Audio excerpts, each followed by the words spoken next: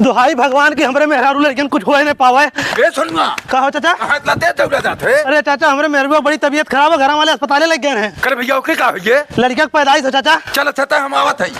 को मेलू भाई कहाँ बड़ा लपकल जाते हैं यार सुनिए मेहरबिया के लड़का पैदाइश हो, घना वाले कुल भागे ना अस्पताले, उहे पैसा रुपया ले कमाऊ अस्पताल में जात रही। मेलू भाई चला हम साथ में चली। चला डॉक्टर साहब हमारे जच्चा बच्चा ठीक है? कुछ ठीक ना बाटे, जितना जल्दी हो सके पैसा की व्यवस्था करा, तुरंत ऑपरेशन करे पड़ी। डॉक्टर साहब तू ऑपरेशन करा, पैसा की चिंता मत कर, हम पैसा लेके आए हैं। ठीक हो कार सोनू का कहें डॉक्टर? चाचा डॉक्टर का पैसा की व्यवस्था करा, ऑपरेशन करे कोई। कहते ऑपरेशन करे, पैसा की चिंता मत कर, पैसा हम लेके आए। नहीं हम कहे तू ऑपरेशन करा। देखा था भैया जैसे 2 लड़का के सरकार राशन देते हमरे 3 लड़का हमारा राशन बंद हुई है। भगवान हमें एक औलाद दे रहे, एक ही है और दे देते हैं बस। तो हम लोगों के बहुत बहुत बधाई हो भैया।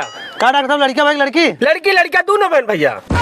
दोनों हैं? हाँ चला भैया भगवान तो हमरे बराबर कह दे, तो राशन सरकार बंद कर दे।